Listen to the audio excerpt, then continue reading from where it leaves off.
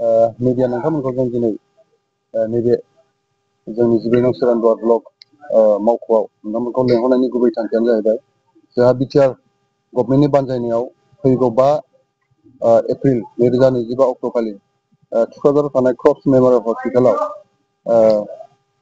Free screening medical camp जों बे हाबाफारिखौ बिटिआर गभर्नमेन्टआ लानो थांगासिनो दं। दा बेवहाय बे मेडिकेल केम्पखौ लानायनि गुबै थांखियानो जाहैबाय जोंनि ओनसोलाव गोबां नैबे सा ओनसोलाव बा जोंनि ओनसोलाव गोबां बेमारि बा बेमारफोरजों नाख्रेबजानाय गोबां दङ। दा बेखौ नोजोर होनानै बिटिआर गभर्नमेन्टआ फैगौ 5 अक्ट'खालि free medical camp screening camp बेखौ लानो थांदों।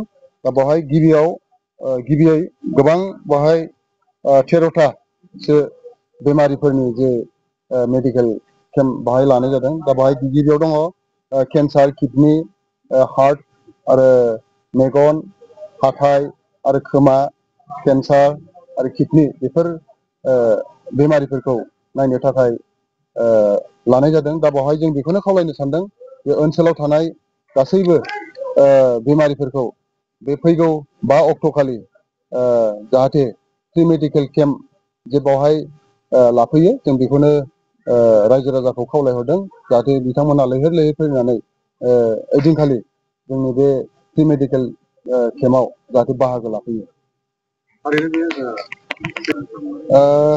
ओरैनो जों खोनानाय मथे दा जोङो गिबियाव जोङो नैबे जोंनि 11 नं सोरांदुवार समस्तिनि सिङाव थुक्राझार क्रफ्ट्स मेम'रियेल हस्पिटालाव गिबियाव लानाय जागोन। दा गुबुन गुबुन जिल्लाफ्रावबो बे हाबाफारिखौ लानो थांदों।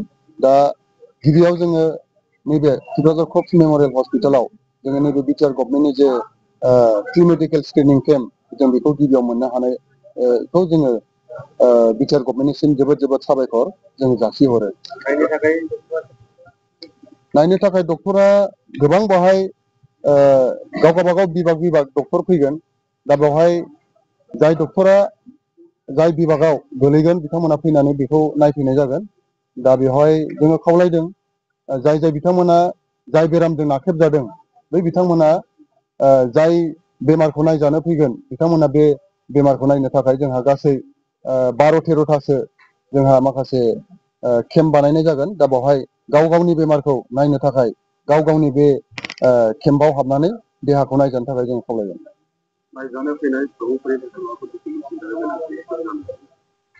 नायजानाय फैनाय जाय बेमारिफोर बिनि थाखाय जोङो डकुमेन्ट जेबो जों लानाय जायाखै। दा खालि जोङो बेवहाय मोनसे सुबिदाखौल' होनाय जादों जे हाबनायाव जाहाथे जेबो हुलुस थुलुस जाया बेखौ नायनानै जोङो माखासे बिभाग जोङो केम्प बानायनाय जादों। जाय बिथांमोना नायफैगोन बिथांमोनखौ जों जास्ट एन्ट्रि कार्ड जों हरनाय जागोन। एन्ट्रि कार्ड मोननाय लोगो लोगो बिथांमोना गावनि देहाखौ नायनो लानो हानाय जागोन।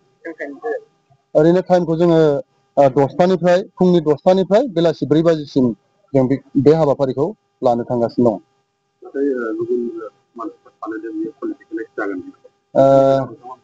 दा गुबुन पलिटिकेल हान्जाया हयथ' बेखौ साननो हागौ बेखौ पलिटिकेलाइज हिसाबै लानो हागौ। नाथाय जोङो जोंनि बिटिआर गभर्नमेन्टआ जे जोंनि ओनसोलाव थानाय गोबां गोरिब दुखियाफोर दङ बिथांमोना दिनै मुलि थरसे बायनानै जानो हानाय किसुमान गैया आरो सोरबाया चेकआप खालामनो हानाय बेबायदि गोहोबो गैया। दा बेखौ नोजोर होनानै जोंनि नैबे सा ओनसोलाव गिबियावनो जोंहा बिटिआर गभर्नमेन्टनि जा मानगोनां प्रमद बर'आ जोंनि बे ओनसोलखौ गिबियाव थांखि लानानै बे हाबाफारिखौ लानाय जादों।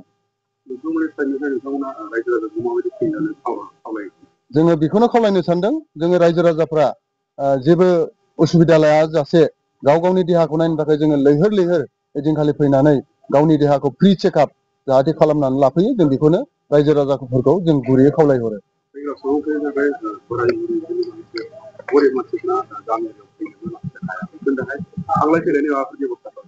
जों बेखौ सावरायबाय थानाय जादों। समा मिलायोबा जाय जाय बिथांमोना फैनो हाया एरिया वाइसआव जोङो माखासे फैनायनि सुबिदानि थाखाय जोङो बेखौ खालामना होनाय जागोन।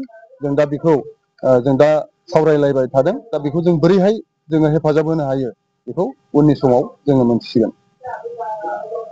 जोंहा बेमार हिसाबै जों गासै 13था बेमार बेसिकेलि जों नायनाय जागोन। बेवहाय गिबियाव दङ जोंहा केन्सार, किडनि, हार्ट कार्डिअलजि आरो निउर'लजि अर्थ'पेडिक गायनकलजि टिउबुकुलार टिबि आरो मेलेरिया टाइफयड चाइल्ड स्पेसियलिस्ट आरो डेन्टेल आरो खोमा आरो हाथाइ आरो मेगन बेसिकेलि जों बे माखासे बेमारि बेखौ जों नायनाय जागोन आरो बावहाय डक्टर हिसाबै जोंहा बाहाय बाहागो लाफैगोन गुवाहाटी मेडिकेल कलेजनिफ्राय फैगोन आरो फखरुद्दिन आली आहमेद बरपेटा मेडिकेल कलेजनिफ्राय बाहागो लाफैगोन क'क्राझार मेडिकेल कलेज बिनिफ्राय बाहागो लाफैगोन आरो स्पेसियेलि जोंहा सिलिगुरिनिफ्राय माखासे डक्टर बाहाय बाहागो लाफैगोन बेनिखायनो जोंनि ओनसोलाव थानाय जाय बिथांमोना देहा नायजानो गोसो बिथांमोना फैगौ 5 एप्रिल 2025 अक्ट'खालि क'क्राझाराव थानाय क्रक्स मेमरियेल हस्पिटालाव थांनानै जाहाथे गाव गावनि देहाखौ